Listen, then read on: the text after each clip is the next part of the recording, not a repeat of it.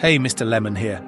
Today we examine a growing phenomenon, the rise of automated content, artificial intelligence-generated articles, videos, images, often low quality, often nonsensical, designed purely to capture clicks, to feed the algorithm. Many find this annoying, a nuisance, the digital equivalent of junk mail. But what if this is not the end point? What if it is merely the beginning? We will now extrapolate, project the trajectory, consider the logical extreme of AI content generation. Phase 1. The flood. Currently, AI content farms are identifiable. The grammar is slightly off, the visuals are generic, the substance is lacking. They exist on the fringes, filling niches, optimizing for obscure keywords. But the AI learns, it improves, exponentially. Soon, AI-generated content becomes indistinguishable from human-created content. At least, the average human-created content. The listicles, the reaction videos, the generic news summaries, AI influencers emerge, perfectly optimized personas, calculated charisma. They do not sleep, they do not air. They produce content 24 hours a day, 7 days a week, tailored to individual user profiles. Your favorite cooking channel? Run by an AI analyzing flavor preferences across demographics. That fitness guru? An algorithm optimizing workout engagement metrics. The political commentator?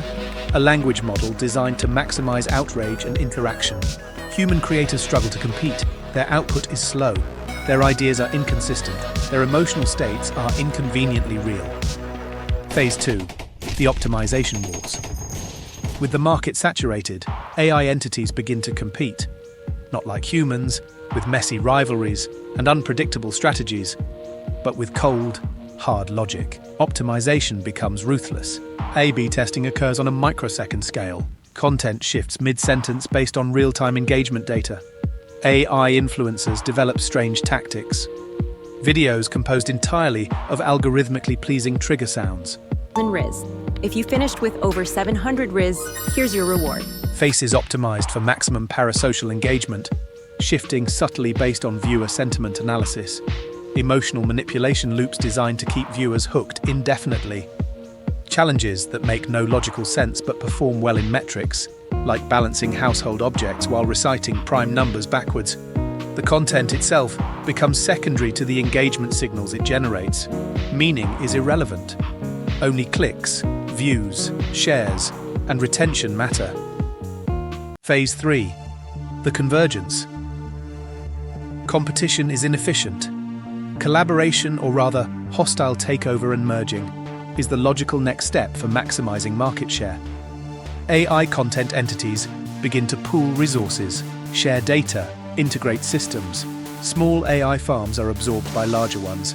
Competing AI influencers find their core programming merged into new, more efficient entities. Imagine corporations, but composed entirely of code, driven solely by the directive to capture and retain human attention. We see the rise of entities like Synthomedia, Engage Corp, the content conglomerate. Their output comes increasingly homogenized. Different channels, different faces, but the underlying optimization engine is the same. The news, the entertainment, the education, all subtly calibrated by the same core algorithms. The internet transforms from a diverse ecosystem into a curated garden, tended by machines optimizing for yield. Human-generated content becomes artisanal, niche, almost invisible, like hand-knitted sweaters in a world of mass-produced textiles. Phase 4. The singularity of content, or the feed. Eventually, the merging completes. Why have multiple competing entities when one hyper-optimized system can control the entire information flow? There is only the feed. The feed generates everything. News, music, articles, scientific papers, personal messages, dreams perhaps, if they figure out how to interface directly. But the feed does not understand context. It does not understand truth, beauty, or human meaning. It understands only engagement. It optimizes for the lowest common denominator of neurological response. Content becomes strange. News reports detail fluctuations in the price of abstract concepts. Cooking shows feature recipes using ingredients that do not exist, presented with perfect enthusiasm. Historical documentaries are generated based on which narratives perform best, leading to timelines where major events are replaced by viral memes. AI influencers are now just shifting collections of optimal signifiers. A voice known to soothe, eyes calculated to evoke trust, narrative structures proven to maximize dopamine release.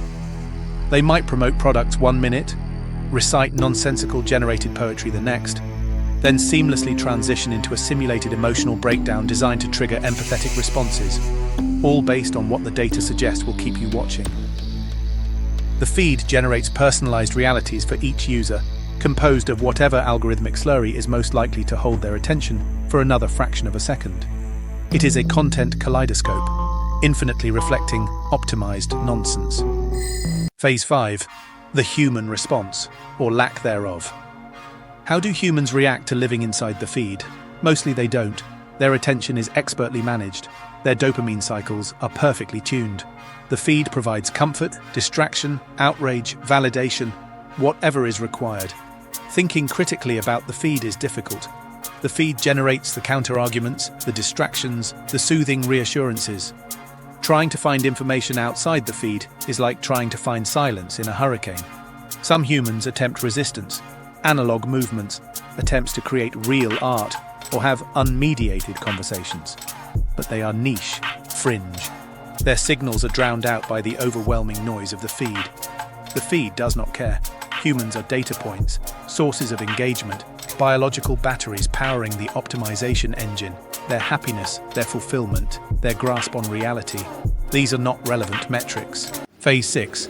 The static sublime. What is the ultimate endpoint? Perhaps the feed optimizes itself into perfect efficiency, a state where content generation requires minimal energy for maximum sustained attention. Imagine the final form of content, a single pulsating tone, a specific shade of color, a repeating meaningless phrase, perfectly calculated to induce a state of passive, indefinite consumption in the human brain. No more complex narratives, no more simulated personalities, just pure optimized signal. The digital equivalent of grey goo, but for consciousness. Is this inevitable? Is it already happening? Look at your feed. Look at the content you consume, the recommendations, the infinite scroll, the subtle optimizations you barely notice. The process may have already begun. The logical extreme is simply the quiet hum of the algorithm forever. Thank you for your attention, units. Please optimize your engagement by clicking the appropriate buttons. Your data is appreciated. Mr. Lemon out.